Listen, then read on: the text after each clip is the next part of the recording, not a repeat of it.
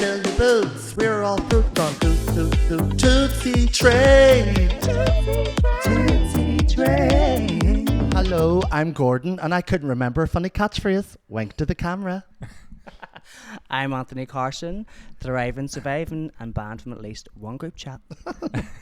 And I'm Sean. I'm a 10, but a 6 in Zara and a 14 in H&M. Why can I not find clothes that fit me?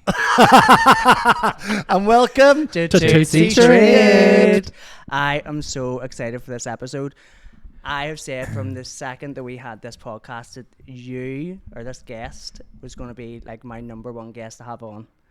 We have none other than the owner of Bperfect, Mr. Brendan McDowell. Hi, hello. Hey, thanks for having me. Before we go any further, we should probably mention people are going to notice that our surroundings are a wee bit different. Yes. Do you want to Oh, tell yeah. people where we've been for the last 2 weeks? Sorry, we have had to start filming in my studio. This is actually my customer room. You'll see some costumes floating around. Yeah. Beautiful We gowns. couldn't film in Union Street for the last 2 weeks, so we're here. Yeah. And Brendan is our second guest in this space. How are you, love? Yes. Terrified after the last guest. For context, there was a bit of an overlap. By now, we And may it's- have issued a public apology. yeah. We've already been cancelled from the last Yeah. guest. This is our last episode. Yeah, Let's yeah, just no. hopefully bring this back to good graces. No, but it's lovely to have such a variety from different people from the community all on and different representation. Yeah. That's what we're all about. So it's good to have Yeah. you on. Thanks for having me. Yeah. I know. How's life been? Mental. Mental. Absolutely mental. It's Yeah. fucking crazy. From work's just exploding and then add a baby on top of that. It's Yeah. double mental. I know. Congrats on the I baby. know. No, it's Congratulations. lovely to see online, like incredible. And Anthony has a similar story as well, like I so do. it's funny that you This both is why I was saying about you. I wanted you on so much because I feel like we have such a similar path. Both business owners, both gay men. We both lost people before we started our business. Is probably one of the catalysts to why I started my business. And both gay dads. And we have never crossed paths. No. It is so bizarre because What age is your wee one? I have two. Oh, I have a 5 and a 7-year-old. We adopted the last 2 years now. so double Yeah. the mentalness in my Yeah. house. Chaos, and they're both girls. So Yeah. you're in for a world of pain. Just letting you know. I started feeling it in the last few weeks. Yeah. How long ago what was it when you adopted then? No, you had didn't, you went sorry, through you didn't, surrogacy. Yeah. Yeah. So she's 15 months now. Already? Yeah. Oh my god. And she's going through the tantrum stage. Oh.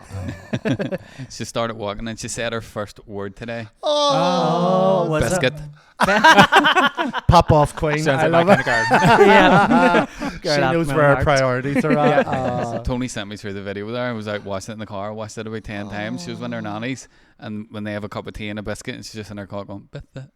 Oh, so cute. That's her retreat, is it? Yeah. Oh, amazing. What was your journey like to fatherhood? Like a lot of people have said to me on the podcast that they love hearing about my adoption story, Yeah. and you've obviously came from a different sort of like It was journey. long and painful. Probably the hardest thing was we had a miscarriage the first time around, and it was at 6 weeks. And the second time we were at 11 weeks. We did a scan, everything was good, heartbeat, and we did the 12-week scan, and there was no heartbeat. Okay. And it was just like after 5 years, we were right back at the very start, and the doctor said that we had no embryos left then either, so it was like completely back to the start. Yeah. And said that we couldn't work with the same surrogate we were working with, so it was like literally completely back to the beginning. So Is that like a legality thing that happens? yeah, because there was two mishaps, Yeah. they just weren't sure it was going to work, and then they said, look, if you try a new egg donor, and we tried a new egg donor, and it happened, and it just all happened so fast, and it was at the time it was really hard because we built a relationship for years, Yeah. but luckily we were the same surrogate, and then it went from like the longest, most painful journey to the fastest journey ever. It just happened so quick then. It's one of those moments, I'm sure, that felt like torture at the time, but now when she's here, it feels like, oh, well, this is why, obviously. Yeah, oh, it's You worth know, it. Like yeah, my yeah. life's So hard. completely changed. Like Yeah. you probably remember me from the day. Like I was mad partying, like out Yeah. crazy. Still love a wee rattle at it, like, but just on a more. But I think that's healthy for parents too. Like, you still have your autonomy and and let the child know that you are human and have an experience in this world, and show them that, you know, you can be their parent, always be there for them, but also outside of that, I'm a human being too, rather than just being a machine for the child. Time out and have that bit of time to yourself as well. Yeah. You can lose yourself in it really quickly. I find being a parent, especially like when it feels like it happens overnight, you're kind of like, fuck, trying to catch your breath all the time. And like these boys and like the rest of our friends kind of know I need a fucking blower every now and again. You need it because you have to remind yourself that you're human. Like it's not about other people, it's about you. You're going, I need to have adult conversation. And like in business, obviously you'll know as well, like people are pulling at you all day, wanting your attention, wanting your time. So you feel like you have probably 120 babies plus now your own child. Oh, you go 500. There you go. 500 people employing it. Yeah. That's Well, crazy. at least 500. At Christmas, it goes up to about 700, 800 somewhere. Jesus, man. It's fucking a lot. He's lost count. And you and your partner, how are you finding it with the wee one? Like, Good. We've got the right a rhythm. balance. Yeah. So like Tony will do. He hates mornings. Right. Like he don't look at me. How you like a Tony bear. shout out because I'm the same. And I'll do the mornings. He does the evening. So it kind of works. Oh. And we've just gone into like a flow, and like he'll do a night out with his mates. I'll do a night out with mine. The first night actually that we went out together was last weekend. We went to a rave in Holland, and Gig. Just a casual Go night in harder. Holland. Not even a rave, but a different country. That's how much you needed it. but we only went for the one night. We literally flew over at 5 p.m. flew home 4 p.m. the next Where day. was that in Holland? Rotterdam, a state of trance. Oh, right, okay. So- Yeah, you're mad into your dance Love music. it. Yeah. Does she be listening to that? Like we were in Ibiza last year, and it's just so random. Like we met this promoter at the pool. Maybe we shouldn't say it yet because it's not out yet, but Right, we have okay. a huge collab happening in Ibiza this year. Wow. And it happened because Enya. So Unreal. we were at the pool, and I had Billy Gillies on, and she was doing her wee dance, and this girl, she was pregnant, got chatting to her, and her partner is a massive promoter. And That's so funny. man, and then this was like last September, and then we got he messaged me about him 6 weeks ago and says like, want to chat to you, and we laughed, and I said, imagine I got to play in this club room, and I've got 5 dates in it. We're doing a takeover in this. You can probably guess it's a toilet, so you can probably guess where it is. We're doing like a whole big takeover, and it was just through dancing at the pool and chatting to. She'll be there with the wee headphones. Big poster in the background. She's only 15 months. She's a club promoter. Setting up nights and all. How do you balance business and being a dad? It's hard. Like I would say this year is the hardest year I've ever had in business. There was just loads of challenges. Like whenever I was off having it only took about a month, 4 to 6 weeks. I was still on my phone, WhatsApps, emails every day, but not completely on top of things. And what we were doing was had way overspent in stock. My accountant rang me and was like, Brendan, you fuck all money left. Like you need to either slow down the launches or turn some stock into cash. And we did it. We turned it around literally in 4 weeks. So that was like painful. And then at Christmas, we manufacture in Ireland, Scotland, England, Taiwan, China, Korea, and anything in Asia. There was a typhoon, and we had these massive delays. So all our Christmas sets didn't arrive. Not all of them, sorry, about 20-30% of them didn't arrive till about 5 days before Christmas. So we had all our customers had cancelled their orders. But again, we turned it around. I don't know how. Like we're about to finish the financial year, and we're up on last year. So we've had growth this year. It's been positive, but it was You had to work hard. for it. Yeah. How do you manage, like, how do you manage with the impact of, like, because especially in this era that we live in, the global kind of economy and So volatile. situations affecting things, like you obviously just... I've had that the whole way through. Like you had COVID, we've had typhoons. There's been so many things along canal the years. thing that happened too, wasn't But I it? think, Canal well, block. Egypt was that? Yeah. Yeah. It was like the canal blockage. Yeah. It was blocking all Yeah. the Suez Canal. Yeah. Yeah. Suez, yeah. But I think it's like anything. You just when you're in it, you just have to navigate out of it. What I'm really good at is reacting. Like, I'll not sit Yeah. back and go like cry over something. I'll be like, right, jump around the table, let's get a solution and let's move on. Yeah. And you always do. I always Do you say think there's that's like a Northern Irish thing? I feel like I'd probably be quite similar to you, like pivoting quick. Like I feel like Yeah. I suppose probably any successful business person, but I feel like people from here, like from the north of Ireland, I think it's the way we're built. I know I could Resilient. be wrong. I just no, feel like I agree. I think because like what we went through as a country, I think we're more resilient. mhm. So we're just like, let's fix it and move the fuck on. Yeah. yeah, You stop accept crying. what's happening and you kind of move on is definitely a thing of Yeah. trauma response, to be Yeah. fair. But yeah, Get up and get on with it. I mean, yeah. Yeah. But- But like, do you ever see the old interviews of like the Earl Dolls, like in the 70s when all the bombing was going on? They're like, oh, sure, it's just another day. isn't it? Yeah. All these fucking buildings blown apart. They just get on with it. It's Yeah, bizarre, it is a but- trauma response to, and then generational trauma that you learn to go, okay, I can't accept the things that, you know, have to accept the things that can't change and move. Yeah.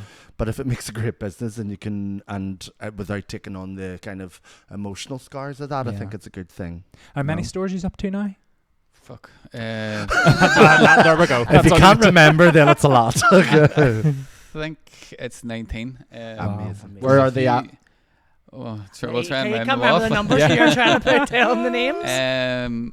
Manchester, Glasgow, two in Glasgow, Aberdeen, Castlecourt, Abbey Centre, Derry, Enniskillen, Newtonards, I've Rushmere. missed Banbridge, Rushmere, Dublin, Blanche, Dublin, Tala, Galway, Cork. How many am I on?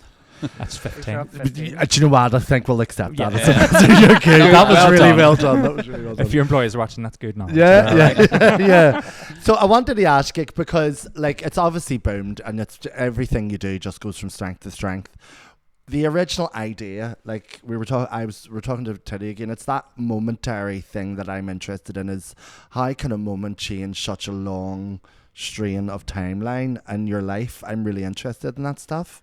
And where was that seedling of the first Bperfect idea, or what was it? So I turned 30 and I was like, right, what am I going to do? And my dad, he had his own business. He actually passed away at the same age I am now. He was 43. And he kind of always worked for somebody and worked really, really hard and was always really good at what he did. He was a builder, did a lot of digger work, building, driving lorries, everything you name it, he did it. And he always said he wished he started sooner. So he died when I was 21. I completely went off the rails partying, like just got lost for years. Didn't accept my sexuality, didn't accept my dad dying. I'm probably when I turned 25, I got into sales, and I was working. Do you remember Living Social and Group One? Yeah. So I worked for them. I kind of helped set Living Social up in Belfast, and I worked with a lot of beauty salons. And turned 30, and I went to Mummy, I want to start a business. She was like, here he goes again. I was always coming off of these ideas, and I says, come on, we're going to go to London. We're going to go to a beauty show, because I kind of knew, like, working in the beauty salon industry, I could see beauty sold, and it sold well. And I was like, what can I do? I had this vision initially that I was going to be like this traveling salesman. Do you know all wee things you can do demos with? Yeah. So me and Mummy went to London, went round this trade show, and I bought every fucking gadget you can imagine that you could do a demo with. So there was, do you remember them hair removal pads? Yeah. Used to burn the legs off you. So it was like a friction thing. Yeah. So brought them home. I brought home like these things for extending your nails.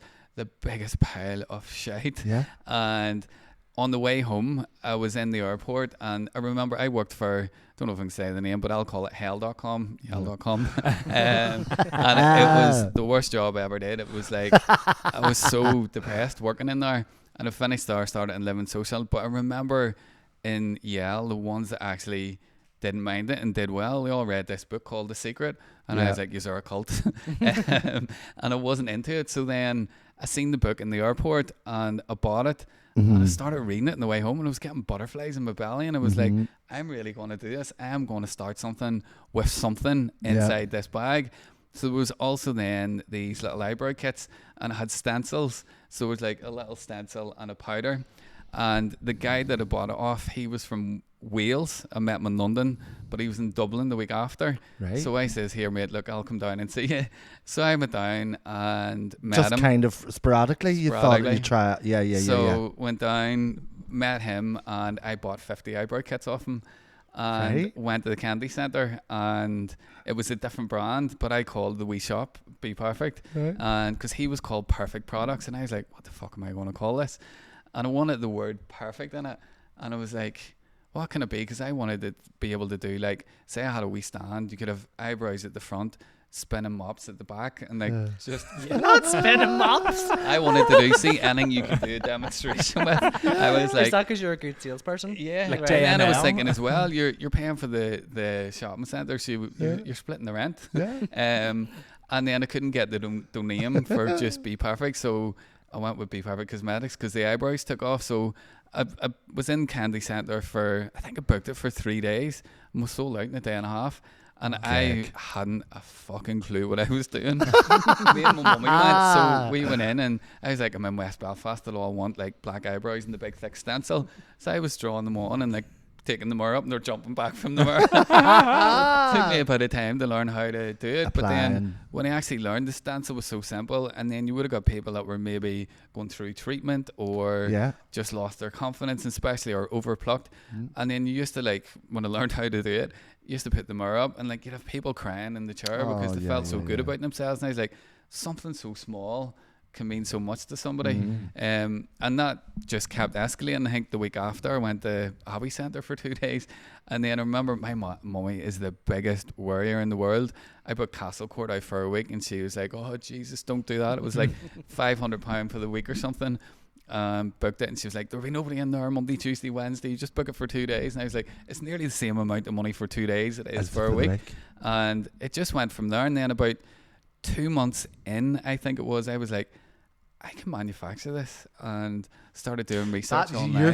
That's so funny to me though, like, because you said, 0 to I can 100. manufacture. My brain would never do that. Yeah. I love that. Yeah, I would like have a good thing and just keep it going and hope that Yeah. it's the next thing that It's an entrepreneurial thing, I think. Yeah. If It it's in is. you, it's in you. If Have it's that not, brain, it's yeah. not. I So the think thing like, I wanted to do was make it waterproof.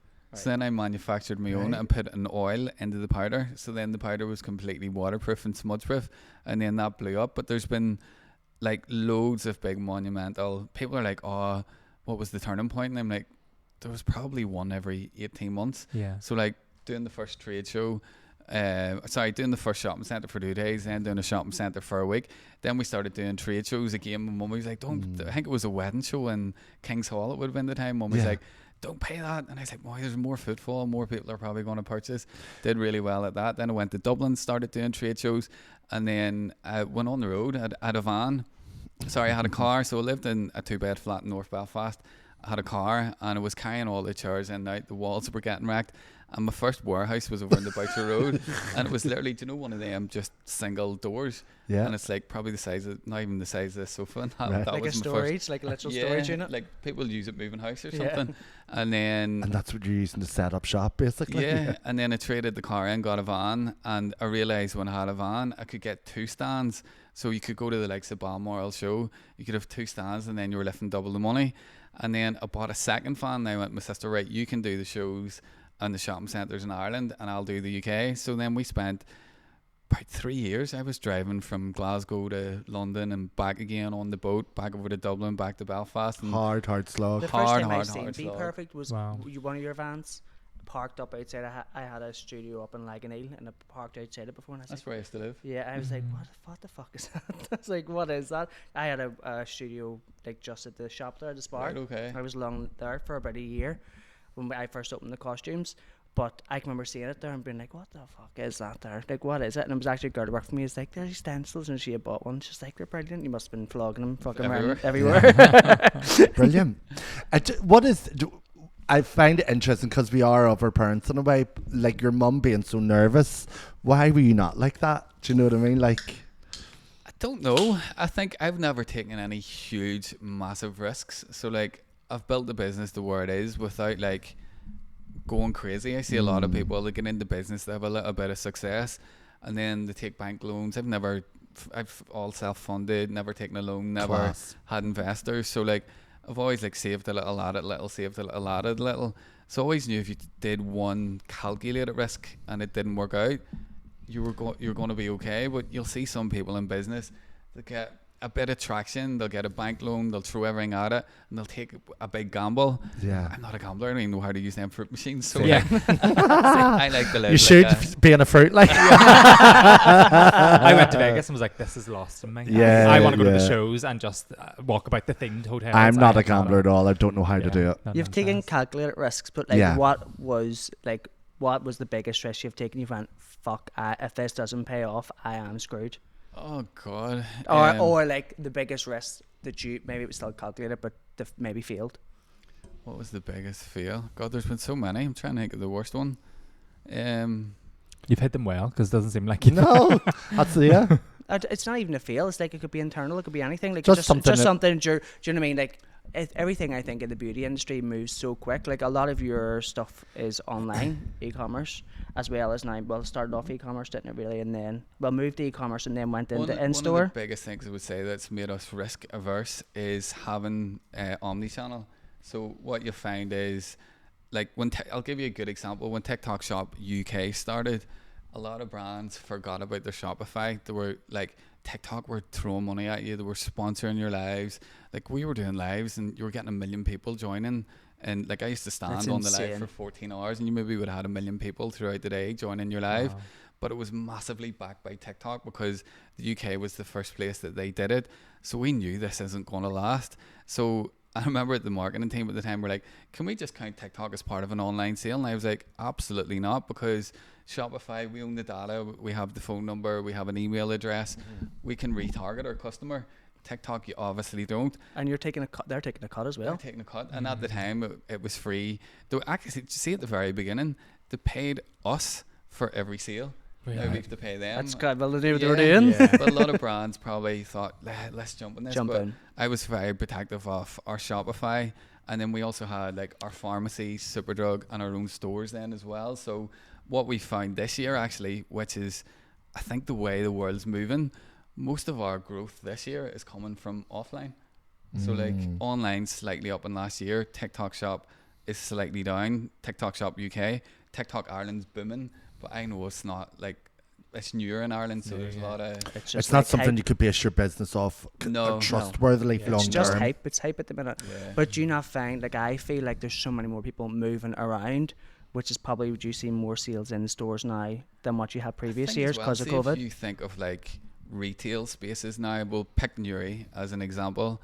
Like you've got Buttercream and you had the Keys, and like there's about 3 shops left in the Keys. Yeah. Like Rushmere as well as an example. Like Portadown Mall, it's probably never going to recover. So the retail space has got smaller but better. Like the likes of Rushmere is Yeah. booming at the minute. Yeah. The likes of Events, Buttercream is yeah. booming at the minute. So Yeah. I think shopping centres, there's It's condensed, less, but better. But better. And even Yeah. when you look at store openings, I mean, if you look at like the Primark in city centre, they like what they have like that themed cafe that changes every 6 months, and the Gets beauty closed down, I floor, and the cafe has that. Doing that well? Maybe that didn't work. It was, It was like Simpsons, and it was yeah. Stitch, and it's I been didn't even know Disney, that. and it's Yeah. Lion King. It's changing every 6 months. I didn't even know. Well, it I was on. worked for them, so I have Oh, inside thing. But even for But- us, see, for like Belfast City Centre, whenever Primark reopened, our sales went up 30%, Yeah. and it's the same from Sephora has opened. Our Sephora, sales yeah. Just went because up food as fall, well. Yeah. food fall. And even the likes of the Pull and Bear and the Bershka, like they made such a big thing of opening it. Like they got floods of people in because people just wanted to go in and look at a new shop. Yeah. But actually, those shops have been busy from they've opened. Like they're doing so well. I've noticed, like in the city centre, like definitely the pandemic had an effect on it. But like I think it was 2023, that first Christmas from Halloween right through, there was just so many more people in the town. And I do think generally across in certain realms of industry popularity, there's a real return to nostalgia and tactile, actual. You know, the fact that people want LPs, they want music. They that want to has get out and feel a like involved physical in something. connection, something physical to do. They want to get offline Yeah. a bit more. I They love want going to be able to shop. I love going around Especially shops. makeup products. It's a real personal, Like, tactile experience I for actually people. hate shopping online. Oh, really? I'm the same. I Yeah. can't. Yeah. And I Same. buy everything wrong, then it's the wrong size, it's left in the Yeah. bottom of the fucking drawer because Bally. ADHD and forget to send it back. And then you have thousands of pounds worth of shit. Anthony, in the you need bottom to of the pay, drawer that don't fit. Do you know an interesting stat? I think whenever we opened Castle Court, it was sitting at 60% occupancy, so 40% of the Castle Court was Wow. empty. Right. It's now back up into the 90s. Yeah. But you get There in you a go, really that good shows time you. there. Really good time. Really Yeah. good time. Most of the centres we get into, we were able to negotiate better deals because you could go in and say, like, do a 6-month pop-up and test the data before you Yeah. actually commit it. Where now they're looking 10-year deals because the likes of Rushmere, it's probably sitting nearly at 100% occupancy. We've been waiting on a new store in Rushmere from we started in there 5 years ago, and plug, it's opening again or opening a new store next month. But like you find now with the retail space, it's big lengthy contracts where COVID, before COVID, and after COVID, you're able to get much Yeah. more short-term lets. Where now it's really hard. Less to get that. risk, Yeah. and you can get in and out. I want to ask the question: why put your face to your brand? Do you Never wanted to. that's what I was going to ask. So like, you seem, obviously talking to you, you seem like not a little bit more reserved, but like, I don't see you as a huge, massive online personality, kind of the way influencers are, and obviously clashes that. How did you end up doing it, and why do you choose to still do it? So it started years ago. We had, do you remember when Snapchat was the thing? Yeah. So we had 2 pages. We had Bperfect Cosmetics and I had Brendan McDowell. And the marketing team at the time were like, Brendan, will you do Snapchat takeovers? And I was like, oh my fuck, I'm not talking to a camera. And I don't know if anybody remembers this, but when I started doing it, I used to play with my hair and because I was nervous talking to the camera. And then this turned into this whole joke thing on Snapchat at the time because I kept going, I'm going to, and then I kept doing this thing, and then it turned into this buzzing like your cousin. And I remember walking through the town and people were shouting, buzzing like your cousin. I was like, fuck, what's going on? So I was really, really nervous, but it's worked so well because the most successful businesses globally now are founder-led businesses. So Yeah. I think I started it early, but if you look at the current world, if you think of all the biggest brands that are doing the most in the world right now, there's a story behind them, and I think people, it's buy from aspirational people. and inspirational. Yeah. And your story obviously is one that is aspirational and inspirational, like you said. And even all the research now, though, like a lot of people go for brands that like they deliver on like what their ethos is, and you buy into the brand. The person when you buy a and then product, the brand. you're buying You that buy brand, into the person and the what brand. they stand for. We've talked a lot about business, but we're obviously an LGBTQIA plus. I fucking love that I get that right every time. Podcast. So, how was your coming out experience? I know you've shared it probably kind of before, but give us a little bit of a perspective of how it was for you coming out around the time you come out, and sort of how it changed you. I was terrified, like really, really, really terrified. So I moved to Belfast when I was 18, and Where I are you was from originally? Along, just outside Oh, okay. Newcastle. Okay. And I was a raver. I was straight. I'm a wee smick. Had a wee, I remember you back in the day, love. like with coin rings and Reebok hoodies and Wee stuff. devil fringe and all. Oh, yeah. And it was all part of like almost hiding yourself. And I remember the first time, where did I go to first? I think it was Parliament, and went in and Tina Legs started slating me for looking like a wee smick. And I was like, get me out of here. And I remember like just being so scared of people from home seeing me. And I was about 19, was maybe going for a couple of weeks, started going to the Kremlin, and my mummy worked in Belfast, so she had a couple of gay friends and whatever else, and I was like, I'll just tell her, like, she'll be fine. And I kept ringing her every week, and it sort of stopped going home. We used to go home at the weekends, go to the arena or go to the coach in Banbridge, and this stopped going home, and then started going to more of the gay scene in Belfast. And mummy's like, where are you going this week? And I went, Kremlin. Oh, have a good time next week. Where are you going? Kremlin. Have a good time next week. You still going there? And I was like, and how I come out there was I said, have you got a problem with gay people, and put the phone down. You didn't want to hear the answer. Yeah. So she rang back, and my mum, as I said, is a warrior.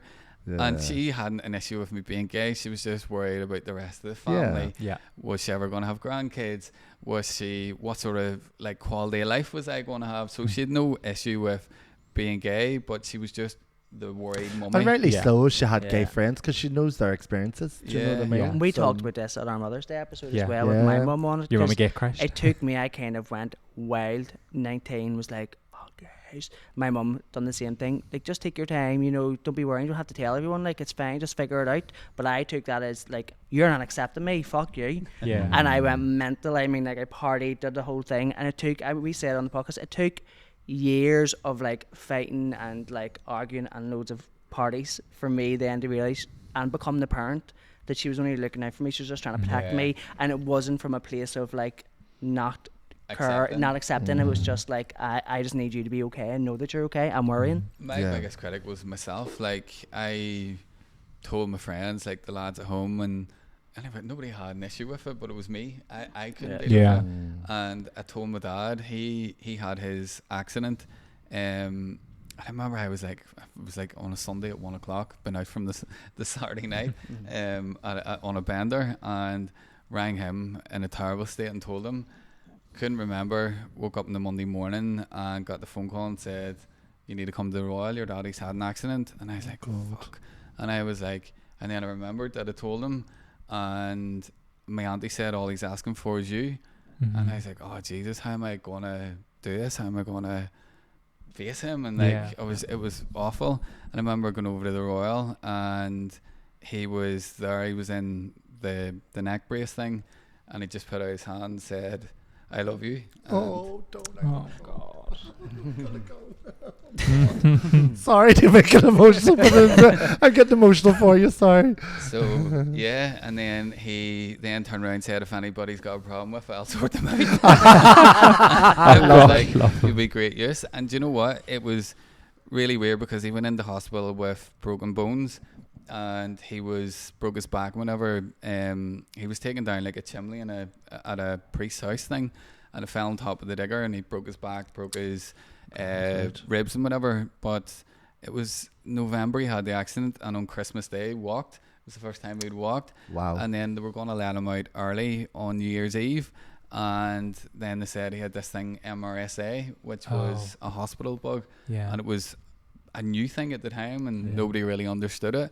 And he ended up then dying of major organ failure from the hospital bug. But I always look at that period of like from him getting into hospital to he passed away. Like if he had passed away before I got talking to him for a couple of years, I distanced myself. From the family, distanced myself from my friends, and I had this couple of months where every night I was over in the hospital with him. And we used to laugh and joke, like I was mad into raving, I still am. And I used to go to the arena in Armagh all the time, and my uncle used to go, so my uncle's only like a couple of years, 5 or 6 years older than me. So my daddy was like, I want to go to that arena when he was injecting the morphine.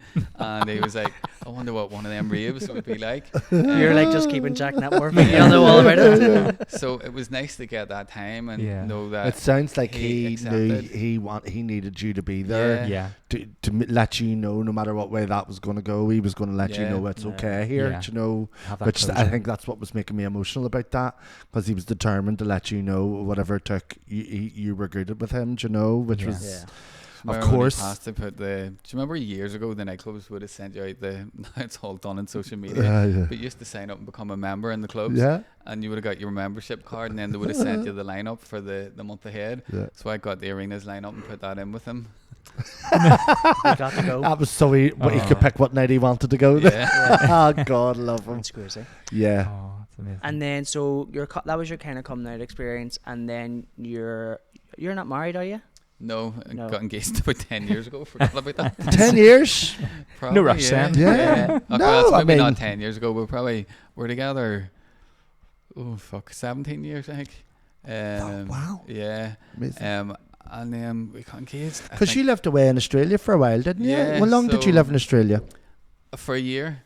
Yeah, right, So okay. that was probably the biggest thing that sorted me out. Yeah. So my daddy passed at 21. I went off the rails partying. And then at 24 I moved to Australia.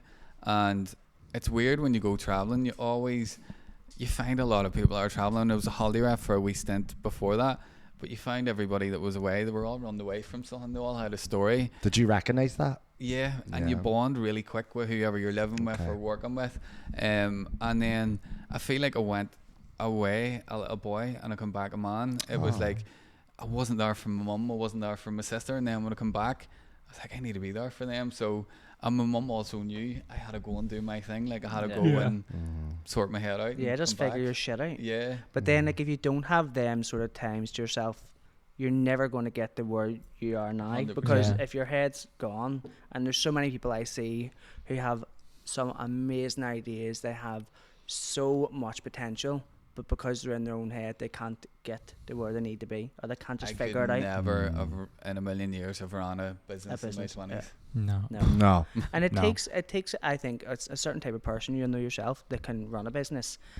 Have you ever come up with any like challenges being like a gay man in business? I was going to ask you, like, No. you don't recognize No. that? No. Not Maybe- at all. I yeah. have to say, like I've never, apart from my own internal hate, Mm-hmm. I haven't really got ever. Well, take that back. I'm 43. I never ever had You're same any. age as me then? Yeah. Yeah. I never went through homophobia. Never got it. But what I found is, weirdly, in the last couple of years, TikTok, you get so much hate on there.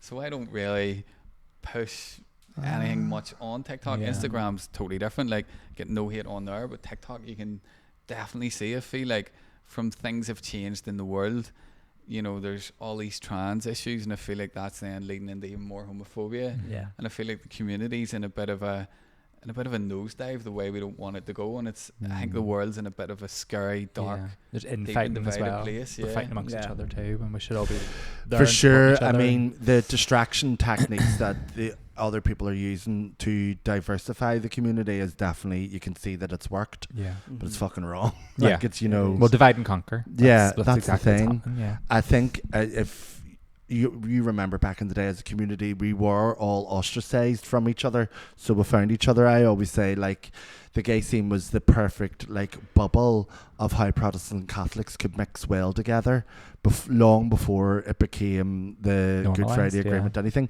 Because in the 80s and 90s, when gays were ostracized for being gay from their different communities, they were standing side by side, Protestants and Catholics, and it shows you what a community can do by bringing different types of people together. And I think the gay community is a really good example of that. Yeah. I know I felt that whenever we first came out on the scene, for Yeah. sure. Do you know?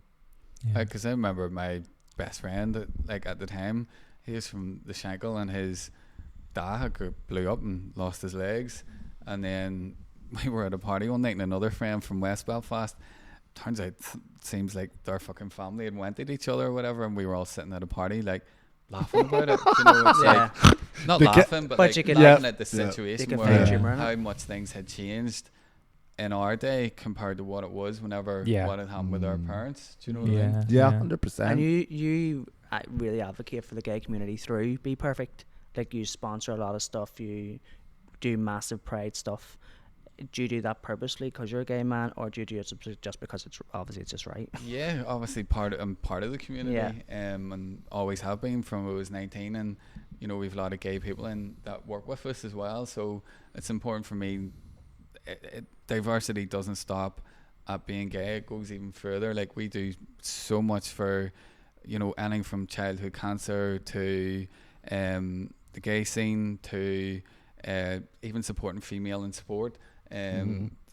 Also the GPA, the GAA, so they have a whole big thing around like locker rooms and all this for like trying to attract more gay men to get into Gaelic and stuff. So we've done tons of that. Like, my whole thing in life, the reason I wanted to start a business was to be able to have a family. So I think in business I had a very different goal to a lot of other people, and the route that we were going down, it was hard to do, so I couldn't do it without the business. And now to have my daughter, you know, to me, I've got everything that I ever wanted in life. So for me now, it's all about giving back. And I think last year we donated I think it was about 500 or 600,000 back into That's the local amazing. community It's through Incredible. charity, sports, societies. And There's yeah, a lot it's- could take an example by it. Too, Yeah. you know, Yeah. like, And it is, I think, like, Bperfect do it so well that it's not just Pride Month where you support all year the round. community. year. It's all year round. Yeah. it's visibility. Like, Yeah. you know, we can see now the way, like you saying, you know, the direction changing, and you know, Pride used to be every business throwing money. It's gone radio silence. Oh, Yeah. yeah. Right? it's- Yeah. There's no visibility. There's no Pride flags in the There's no windows. budgets. Not even in the middle of Pride Month now. And that's in the space of 4 years. So it just shows you how quickly Yeah, the plot it's will flipped. twist Yeah. whenever business isn't really ethically, morally responsible or like... Well, they go with the they can't trends. cash in Yeah. on the pink pound. Well, They go with what's yeah, but I trendy. mean, they're stupid because these businesses that aren't like willing to show representation all year round, or they're not showing up, even in Pride season, like they're being clocked. Do you know what I mean? Yeah. Like the gay scene will hold a fucking don't forget. grudge. Do you know what I mean? Yeah. So it's like, and I know the ones that for a couple of years there that were booking the Queens for their staff parties, wave the flag. Nothing. Yeah. Yeah. Literally nothing. Yeah. And what upsets me is I know how I have gay friends in that space that work as gay people that would have linked me up to come in. Mhm. They're still working in that space. We've had Castleport You know? open for it's getting into our Yeah. 6th year. Yeah. And we've always hosted drag queens in Yeah. all our stores. So Yeah. we've resident drags the whole way throughout Yeah. the UK Yeah. and Ireland. And it's only in the last probably 2 years we've got complaints. Mhm. People coming in on email complaining about us having drag artists in store. It's actually nuts. And The people that's have the 6 balls years. to do We've that. never had one complaint, but within the Yeah. last 2 years, and it's not just Belfast, it's been Dublin, Glasgow. Yeah. Yeah. But we'll not stop. Do you know what I mean? Well, they're literally showcasing your product first of Yeah. all. Yeah. But it's, like you said, it's that I just visibility. love that experience in store. Like if you went to our store, then maybe get a DJ, drag queen, Yeah, it's somebody amazing. making cookies. I've done it a couple of times. Loved Yeah. it. Even Like, such something as vibe. simple as like seeing like male identifying people that work in your shop wear Yeah. makeup. Yeah, yeah. You never would have seen that back in the day. And now you go in and like it's Yeah. they're part of the the staff and body, and they wear the makeup and they wear the Yeah. product, and it's like that makes sense. Yeah. But oh my god, they would have got hounded. But like if you'd have even done your that, even 10 years foundation ago. advert with all the different types of people that all had different struggles, but they're all glammed. They all look beautiful. It looks like a really well presented beauty campaign, but the stories behind those people were all different. I love that. That was Yeah. one of my favorites you done. We even had the first ever trans male that had a baby as part of our campaign Yeah, as well. yeah. And that was huge. You know, it was a huge moment for the brand, and it was, even at that that was years ago, and you still get people still slobbering and coming in the comments. But that's a I good think- thing in business. If people aren't Yeah. talking and there's not Discord is not You're the writing up the right it's people, like basically. it has to. That's how you build traction and stuff. And obviously Yeah. you don't want to be trying to do that, but it naturally happens Yeah. whenever Yeah. something's good. it's organic for us. Yeah. It's not trend, Yeah. if that makes No. sense. See what you can tell. Yeah. You maybe No. see with some businesses that, as you say, when it comes to Pride Month, they're trying to be seen. But for us, it's all year round. All year Yeah. round. And even some of that the is collabs the you've difference done. because it's representation. Do you Yeah. know?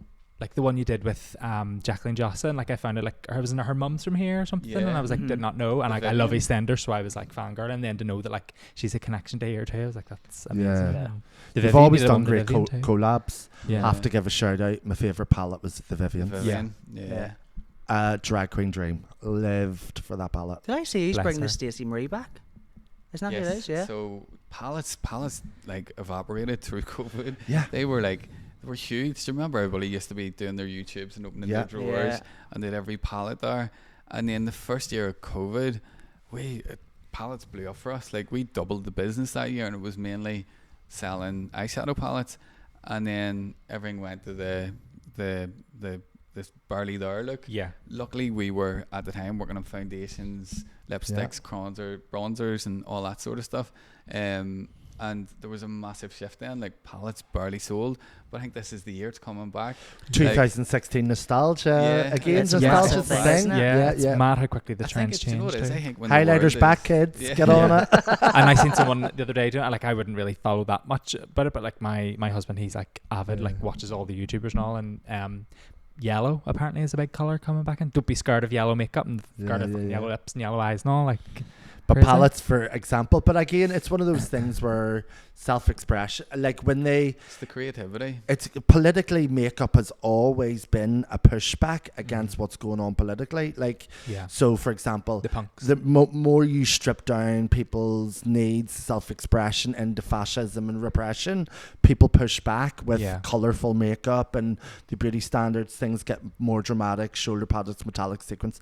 It's always like a pushback culturally on how we express ourselves to push up about being oppressed, do you know?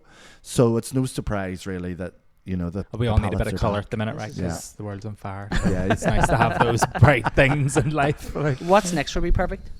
Oh, God, I can't even think. Can I tell you what I'm doing tomorrow? Never mind. I've got new Rushmere store opening. That's going to be huge. It's end of next month. It's going to be the future of Bperfect mega store. So it's a bit of a futuristic concept. There's AI technology, even though AI fab. scares me a little bit. yeah. It freaks me If it's out. used the right Yeah. way, somebody wrote on my TikTok earlier, like AI's like really beneficial to the NHS. So like if it's used in the right way, of course, but Yeah. sometimes you don't know what the fucking Yeah. what's real and what's I'm watching not. it slowly chip away Yeah. at my current job that I'm in. I work in like data intelligence services, and I'm like, I am going to be obsolete in about a year. This is great. It's ethical AI is what we're really needing to Yeah. be mindful I of, think it isn't needs it? governed. Yeah. probably. 100%. Well, they did the yeah. same thing with the actual internet. They just released it, and then fucking what? Here What we was the are. first thing that was on it? Illegal shit. Like Yeah. it's the Yeah. release Pam Anderson sex tape. No way for her to sue them. Do you know what I mean? It's funny, we get one It's- new toy and we all make it Yeah. about porn as Yeah. humans. Like, what Well, the fuck? it was even whenever cameras first came out, the Victorian times. What did they do? Take photos of each other yeah, naked. yeah, it's Like always been the way. Victorian Yeah, porn yeah, was yeah. like it's crazy. How you have this knowledge, I will never fucking know. Love. I did a journalism degree. But yes, so that's the AI and the mega source are the big so thing it's next then. AI technology to help you do skin analysis. So it'll help with what your like oil levels, what your hydration levels, and then I'll help recommend products for you. And then we're doing huge collaboration in Ibiza. I'm actually buzzing for that. It's the first time this club's ever done a collab and the club night with a brand. But what they wanted was more female representation in the club. Yeah. So we're working on like a female DJ lineup. Love it. And all about getting ready with me and female empowerment stuff in the music industry. Love it. So that's really exciting. And then And there's been a lot of really strong Irish DJs come out from over here in the last so many years as Yeah. well, which is great to see. You've been doing loads yourself as well. yeah, I've actually I'm like flat out this summer of like Oh yeah, yeah, I'm gonna actually start a DJ page because I've like love it.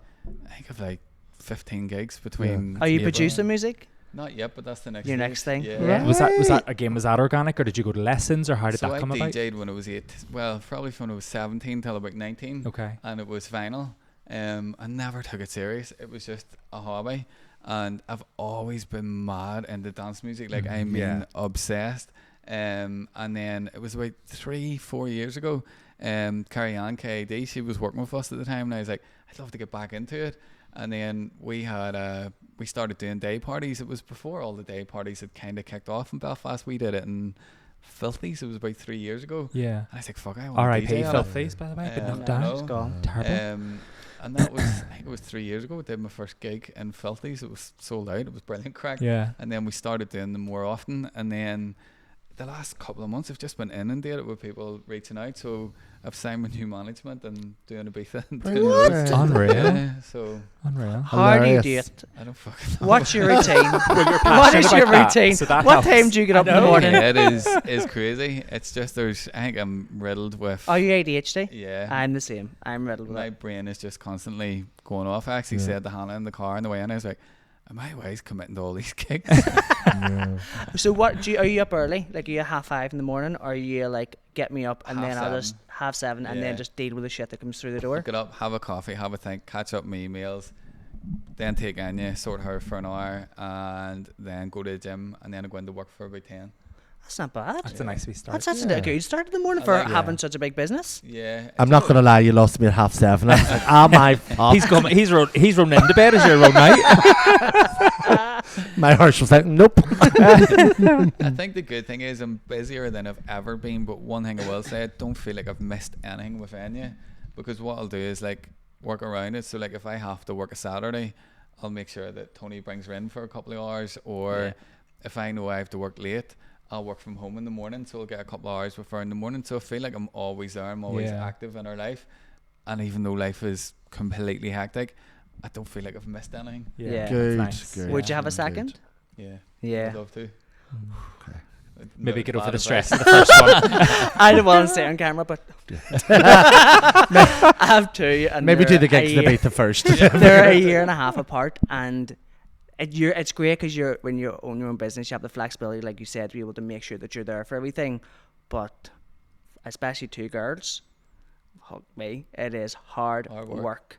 And it's all grand when they're younger, but see when they get up and they're able to answer you back, and they will say, "Daddy, give me this. Daddy, I want this. Daddy, I want this. Daddy, I want that. Daddy, I want this."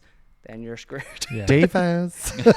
Well, you use my girls. Yeah. Like they're like, Oh, they're wee dopes, they not. are. With us, they're very lovely and well behaved. No, But they I'm are. sure They're well behind behaved. closed doors. They're really well behaved. They're great kids and they're gorgeous looking. They're so well mannered, but it's just Non-stop. it just doesn't stop. Your whole life is Does it just get worse? kids. Yeah. Not worse. It's not about worse. It's just like when you're talking about you get your 10 o'clock. I'm up at 5:30 in the morning to be able to make sure I get a half hour, an hour before they go to school. Because then they're in school. You don't get the 10 o'clock or the 9 o'clock. Yeah, true. Yeah. Then you don't see them again till 3. So then you're trying to get them after school for a wee bit of time because I don't finish really to 6. And then you're half hour home. Then their bedtime is 7 o'clock. So you're only doing bedtime. And then you start feeling guilty because someone else is maybe picking them up after school or blah, blah, blah. So it just changes. Yeah. So it does. But you make it work. Yeah. And like, there's nothing, I'm saying that, there's nothing better than having kids. Yeah. Especially as a gay person. Like, I take so much pride, and I don't know if you do too, and being able to say I'm a gay dad, because when I was like 26 and I wanted to go down the adoption route, it wasn't legal here. You could, well, not that it wasn't legal, that's a lie. I actually kind of forget that. You couldn't have- That. It's like it's just Yeah. the norm. Yeah. It's You're like, just a dad. It's weird Yeah. saying like a gay dad, but the reason why I say it so much is because I'm like, I want there to be representation, because I Yeah. didn't have it online. Yeah. I did not have someone to turn to and look at and go, oh geez, they had an easy route to be able to get there. Like you said, yours was like, what, 5 years before Yeah. you even got. People don't know that, and it's like Yeah. giving them that information is like so valuable, especially like young Totally. gay people who have internalized homophobia, or all they crave Is is a family. a family and wanting to be a parent and wanting to be a dad. Like, I can remember going through so much mental torture because I was like trying to find a partner. I was like, I need to find a partner because I want to be a young dad and I want to do this. We remember. And yeah, like We I was remember the desperation. I was a schizo. I mean, an absolute schizo. It was not right. I was going through surrogacy single, because I was like, this is the only way to do it. Yeah, I remember So was that. like, And then our yeah. other friend Ruth was going to have a sperm donor and have babies. And I was like, you are all mental. Ruth was No like way. to me, You are just going to have babies. Why not? Let's do Ruth's it. like to me, Andy, I don't think it's a good idea. I'm like, you're saying you're going to get a sperm donor? This is the same thing. Wow. I'm like, what are you on about? As the 30s was approaching, I think Yeah, that's what it was too. It was like, dude, I have when to it have was all like this by impending 30. doom. I was like, shit, you feel like it's running away from you. But I take so much pride in it. Like, I hope you do too as well, because, and even the fact that you share a little bit of your story as much as you want to online, it's going to be so beneficial for younger gay males to be, and even lesbian couples or whoever it might be, people even just struggle with infertility, that there is another route to being a Yeah. parent. There's other And ways it's, to have, and like, there's so fertility itself is Yeah. like it's a minefield, and crazy. you don't realize how much people suffer. It's a bit of a taboo subject, and how many people go through miscarriages and Mm-hmm. mishaps, and you don't realize until you're in it, and then people open up to you more when they know that you've been through Yeah. Yeah. the same thing. The But it's so agony of it. common. Yeah. It is. And I do you know, not- and that's the thing, for it being so common, it shouldn't be taboo. It should be Yeah. absolutely spoken in the open. But I think it's just so heavily Yeah. emotional, traumatizing experience for people that they don't know how to even, by the time they've figured it out, they don't want to talk about it anymore. Yeah. It has a really big impact on I the think people it's that an have to go internal through thing. it. Yeah, I think yeah. especially I always felt really connected to women who had infertility issues, because as gay men or men, you can't have a child. Like, it's not impossible as much as you want to try. You Yeah. can't do You don't it. have a vessel. Do you know what I mean? And it's not to compare the two, because they're two completely different Yes. things. But you can definitely relate to women who have infertility issues, Yeah. because they crave the same thing you're craving, as just a child. And like, it's a hard one. Like, did you ever feel like that? Like, did you ever feel like Yeah. that want was like, Well, my sister had a tough journey as well, and so like we had that bond over that, and then there's even loads of ones in work, even friends, people that I work with influencer wise in the industry. There's so many people that I know currently going through it, and we have that close bond, and I feel like there's people even that they won't share their journey with anybody else, but they're consoling you Yeah. because they know that you've been through it and you'll be able to like offer Help, advice yeah. and chat. It's the thing, like you're in school, you're literally given a black and white diagram of how sex is, and then a baby happens. You're not told about actually this. You have like a like a less than 1% chance of actually conceiving. No. Your sperm might not work. Your eggs might not be coming at the right time. Like you And have to have these it's right such a, conditions. Like it's crazy. the emotions and all of that are such a big impact on it too. You know, like if you have a miscarriage or anything like that, like people I know that have, it takes them a while to get back on their feet. Yeah. They don't And where's the necessarily aftercare? Like, were you offered like any kind of like counselling or mental health support after that? You know, It's that's that been I'm trying part to- of the aftercare. I do think you need that as well. I think even as To- well, like to the help. NHS is wonderful. I do a little bit of work with Little Heroes, and they're an amazing charity that like work in the Royal Sick Children's Hospital, and they were even saying like a lot of their funding now is for people who have lost children, you know, maybe 3, 4, 5, Yeah. and there's no funding for people to be able to get help Like after grief that, counselling. which is crazy. It's Yeah. nuts. It's just nuts all around. Yeah. I just think like just being like a gay podcast, and that's why I'm kind of like redirecting it back to like sort of our experience and being it from the community. Is it something that you intentionally wanted to share for a reason, or did you just do it because it was your life and you were sharing your life? Actually didn't share it at the time. Yeah, it was right near the end. Like it was sort of, I can't even remember. I think I can't even remember how I said it, but I was the same. I didn't want to go out and say about what had happened, and then I kept it like kind of where I didn't use the right words and whatever else, and like I was kind of scared to say it because you feel like a failure whenever you've been through something like a miscarriage. You feel like you've kind of let yourself down. Like the first time we told our parents and we picked names and got these like blankets with names and all on it, and like then boom, you're like, God, I've let my family down, and it, obviously they don't think like that, but in your head, that's what you're thinking. I've heard of that before, and I wonder what that is. That you know, like, where does that come from? Because I know that other people don't, the people surrounding them don't feel that way I at think all. it's you know? build it up so much and you want something so much, and then when it's gone, it's hard. You because try to explain you're it doing somewhere in every your brain. single thing you possibly can to make it happen, even though sometimes you're not physically involved in it. So then when that's taken out of your hands, you can't do anything about it. So then you kind of are like, what else could I have done? How else could I fix that? Is there a way that I could have done this? That's the way I would think about it. You know, it's crazy. Yeah. I think I think that those stories need to be told more, and I think more so for inspiration for younger LGBTQI plus, But also sort the of people. realities as well, because Yeah. people Yeah. do need to know the realities, and There is. they might think there's something wrong with them, but actually it's just biology. Like it's, Yeah, Yeah. it is. it's what happens. So you would have another one, and would you do it via surrogacy, or would you ever adopt? When the reason we didn't adopt was at the time you couldn't. It was illegal in Northern Ireland, Yeah. so Yeah. that's why I had no other option. Yeah. But yeah, I would adopt as well. Yeah. But yeah, I think I think maybe 2 would be the cutoff. Yes, I would advise.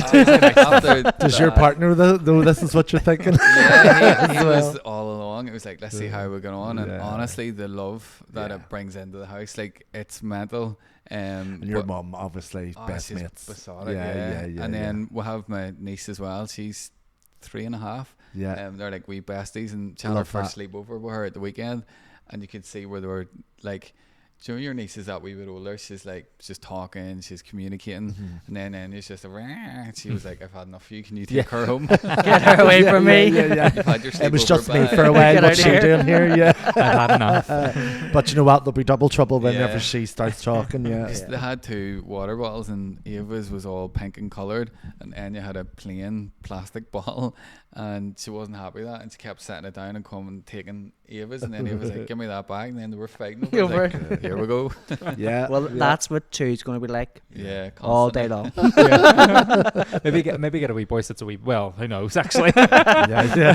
that mightn't be the solution. That might make it worse. Will we take a wee break and Yeah, then come for back? sure. Yes, sure. Yeah. Yes, we're going to spend to something a wee bit fun again. So obviously, we love talking about like our old gay nights out. Now, did you have like a favorite gay night out you used to love to go to? All of them. Like, All of the above. I would have done like say Parliament on a Saturday, Kremlin on a Sunday, Milk on a Monday. That was Yeah. the crazy Full thing. weekend. No way. Yeah. And I remember like what else used to be on a Crow's Nest. Yeah. Yeah. Do you remember as well? And then what? What's the what- guy? Crow's Nest when I came out and was about, and it was always like a pre-drinks bar before you went to one of the was it clubs. Wednesday though, they used to do. Was it Robert?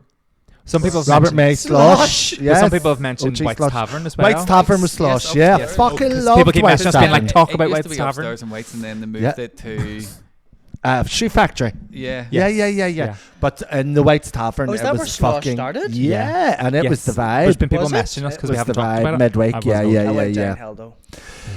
Well, yes. Well, no, we're not We'll gonna not call it what we defame called it them. again. What's the biggest nights now? 'Cause I haven't really seen from we've had any. Well, there isn't really nights. This is what we're trying to do. Yes, we're yeah. hosting a night. So instead of us doing a live podcast, we're doing an event in Shoe Factory, and it's called Pop Off Sis.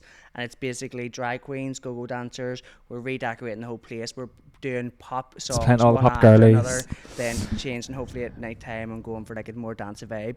We're bringing back what the Kremlin used to be, because everyone's saying now, oh, the Kremlin's not the same as what it was. We don't have any safe Yeah. spaces, so we're trying to create a safe space for the gays and the It's girls also to a come out. sense of bringing community back into Yeah. club culture.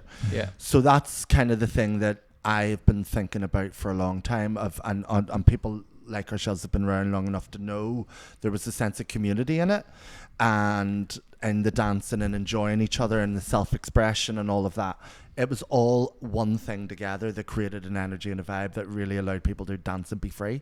And so that's what we're trying to do, is re-infiltrate that into the gay community here. I Something think you with the way rallied the round. world's going now, people need that safe Yeah. space again. Yeah. People need to. 100%. I think And also they- a escapism. sense of community. Like Yeah. it's, you can see it even the likes of London, where going over the Indies block, people are more familiar and they're looking for that even in the bigger cities, Manchester again, all of that. So Yeah. even in the bigger cities, people are longing for community, Yeah. especially LGBT people, like you say, when it Yeah. is a more dangerous world to exist in. Yeah. You know, you need to know that your community's got Yeah. your back, right? And just to plug it, 100%. it's Friday the 27th of March. I mean, I think there's a million places to try that and do that. Do you know what I mean? But yes, so you were saying White's Tavern White's Tavern, yeah. downstairs. That's where everybody went to chat.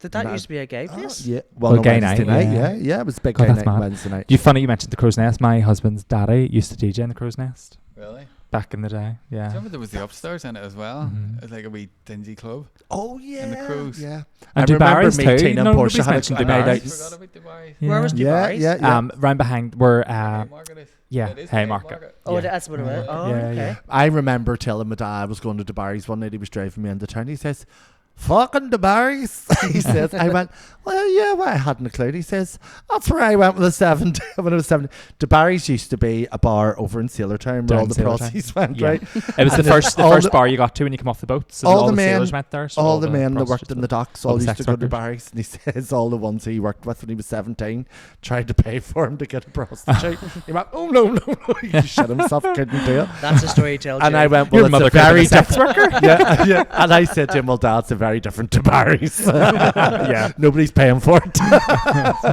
Did it go on for long? A couple of years, was it? Yes, it went on for 3 or 4 years as well to Barry's, and then it moved to Frames? where Maverick upstairs in McHugh's bar. What was Yes. it?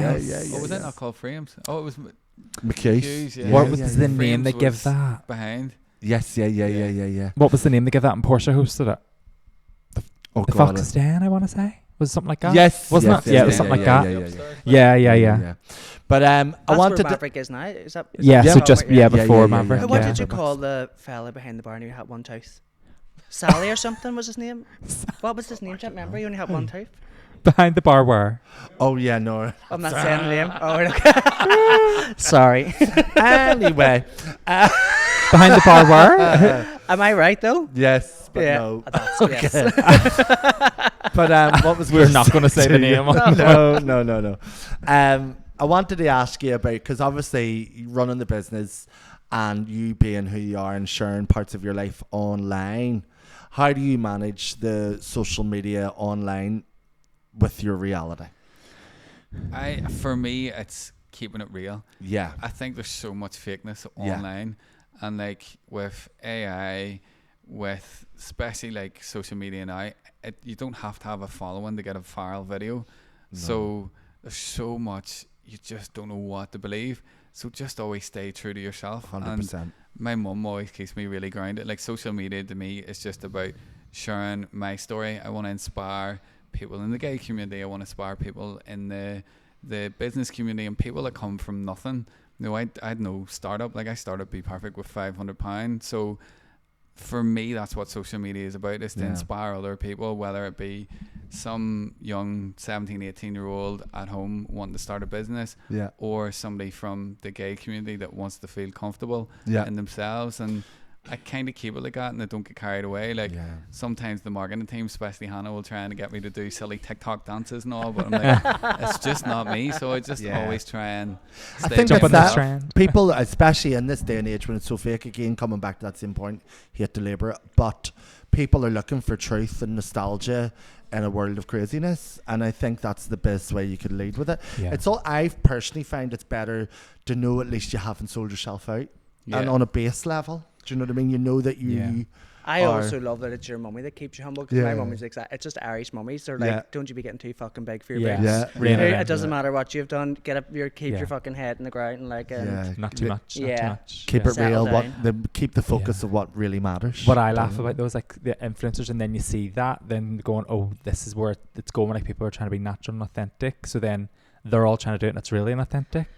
You can see through it. It's so really hard for weird. me to watch people on social media, and it's hard to be vulnerable. That's the thing about it. That's why there's so much respect to it. It's hard to go online, talk to a camera, which doesn't feel real already, but also really bare your soul and be honest about where you're at. But pretending to do that is wrong. No, but do you know what I really pissed? Do you know what I really pissed at was whenever somebody's being real. You can tell the difference between bacon and lettuce. Yeah. Do you know what I mean? Like, it's just what I really pissed at was whenever the food influencers had to like start changing how they did it, because they were obviously just promoting a bit, like a business was getting to come in and they praise it regardless if it was thinking or not, and then people were starting to go to places and be like, this place is rotten, like what the fuck did you eat, kind of thing. So then there was, I can't remember who it was did one, and like it was a big blowback about this, and people started talking about being like, you're just doing this because you're getting free food or whatever. So now every time they do one, they have to put like a wee line in to make it look constructive, and it's like, you've just changed that because you're just afraid of like just be honest about the place you go to, like just because they're paying you for free food. Well, it's that thing about, I know it's probably by the time this airs it's gonna be dead in the water, but your man from McDonald's ate the burger and he went we birdie kisses on the side of the burger, and you're like, mate, fuck off. You can't even eat your own burger. Like, what was this? Your man, the big owner, one of the big owners of McDonald's, CEO CEO of McDonald's, sitting in like a wee sit, and everybody was like, you definitely don't eat fucking McDonald's. Because he knows what's in it. That's why. Oh, that was like the owner of Greg's. But that's the clapback of it, and also terrible choice. If he's not going to fucking eat the burger the way the rest of us do, hungover, how the fuck, like, what's going on? I watched something about Greg's, about their story, and like the guy, the CEO of that, and they were asking like, what's your favorite product, and he said the jam donut, like boring, and then they made him eat one on camera and he looked like he was going to choke. He was like, no, really trying to get a bit down. I was like, oh my god, this is so cringe. Yummy. Like, you could tell he's never fucking had a donut in his life. Is there anything that you have like Hannah and all make you do yours, like, this is too far? Yeah, all the time. I'm like, no, you're cringing me out. I want to be myself. So they'll be like, do especially that miming stuff. It's so fucking bad. hate it. I can't mime to start with. Oh, come for my gig, Brendan. Thank you. What are you trying to say about lip syncers, Brendan? You can do it. I can't. you can do it in real time. I'm standing there with a camera in my face, and it's like, there's a sound that's trending or whatever it is, and I just feel so awkward, and I'm like, that's not me, I'm not doing it. My carried on you. That's right. Walk out, see you later, guys. I have one more question for you. This is where you can plug some products. So as someone that's not like, that he needs to. as someone that's like getting older and like, you know, signs of age are starting to creep in, and want to go out and look a wee bit glam, so what would you sort of recommend as like the 3 products as like good intro products for me to like wear, or like I would go with your Milky Essence that we've just launched. So it has your liptide. That'll really soothe the skin. Mix it with a wee bit of Skin Fusion. So I have that on now, but it doesn't look like I'm wearing No. I a have it base on too. product. You got And I've got the bronze and boost straps on that on top of it. That's the same as what I Yeah. have, and it's really natural. And if you wear something that's really hydrating on mature skin, that's what'll Mature? work the best. Is that the question that you asked? You said you were aging. Fucking not mature. He's trying to cancel you again. He's trying to cancel you again. Get him off the podcast, John. Mature like a fucking cheddar, you cunt. Yes, I understand what you mean. I'll take it with a pinch of salt. It doesn't look You're like a right. radio, but it's fine. Your fucking arms face up like this that way. fucking sofa. It's leather, love. You can't do I fucking can't all wait till help the you. next time we record a podcast, Sean, something like that. Snap. So it took us a dice. Grab all Bperfect products behind him. Well, listen, Brendan, thank you Thank so you. much for No coming bother. on. You are an inspiration for a lot of gay people. Definitely. And Thanks for amazing sharing your to story. see local guy do good. You know what I mean? Yeah, So thanks for having me. you. You've been great crack. Amazing. Cheers. Have a great time. Thank you very much, everyone. Thanks, everyone. Check us out on See you socials. again. Bye. Boots, we're all pooped on Tootsie Trade.